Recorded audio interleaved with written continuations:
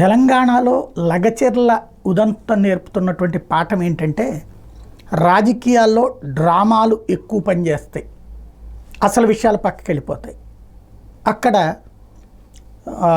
పట్ట నరేందర్ రెడ్డి కుట్ర పన్నాడు, కేటీఆర్తో కలిసి కుట్ర పన్నాడు, సురేష్ అనే వ్యక్తితో కలిసి రెచ్చగొట్టాడు, ఈ కోణం నడుస్తుంది. కలెక్టర్ మీద దాడి చేయడం ఖచ్చితంగా తప్పు. అదే సందర్భంలో అక్కడ వ్యవహారం అసలు విషయం నుంచి డైవర్షన్ అన్నదే ఇక్కడ రాజకీయాల్లో జరుగుతున్నటువంటి ఒక పెద్ద ఎత్తుగడ. ఏంటది? ఫార్మా కంపెనీ అక్కడికి రావాలి. ఫార్మా కంపెనీ పెట్టడం వల్ల ప్రయోజనమా నష్టమా? ఖచ్చితంగా ఉపాధి అవకాశాలు ఇచ్చే ప్రయోజనం.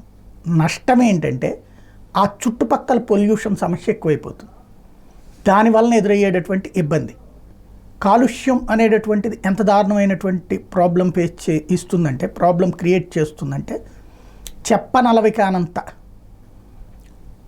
మనకి విశాఖపట్నంలో చూస్తుంటాం, ఆ తాబేళ్ళు, చేపలు ఇవన్నీ కొట్టుకొచ్చి చచ్చిపోయినటువంటి ఉదంతాలు. అదే సజీవ సాక్ష్యం. అక్కడ లగచెర్ల నేర్పుతున్నటువంటి పాఠం అలాంటి వాటిని ముందు దశలోనే ప్రజలు వ్యతిరేకిస్తున్నారు. వాళ్ళకేంటి పరిష్కారం? దీని మీద చర్చ ఉందా? ప్రభుత్వం లేదయ్యా మీకు ఏ ఇబ్బంది ఉండదు. ఇవాళ జీడిమెట్లలో హైదరాబాద్లో ఉండగలుగుతున్నారు జనం. ఫ్యాక్టరీల మధ్యలోకి జనం వెళ్ళటం వేరు, జనం మధ్యలోకి ఫ్యాక్టరీ రావడం వేరు. ఫ్యాక్టరీల మధ్యలోకి జనం వెళ్తే వాళ్ళకి తప్పు.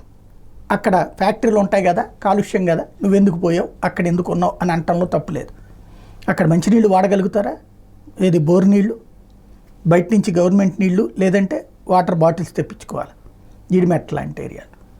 అదే ఇక్కడ ప్రాబ్లం. ఇప్పుడు ఆ గిరిజనులు ఎక్కడి నుంచి తెస్తారు రేపు పొద్దున్న డబ్బులు?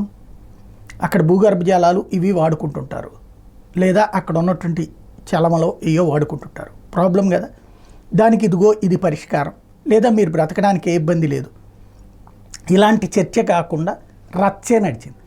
ఇలాంటి చర్చ జరపాల్సిన ప్రతిపక్షం చర్చ కంటే రచ్చకు ప్రాధాన్యం ఇచ్చింది.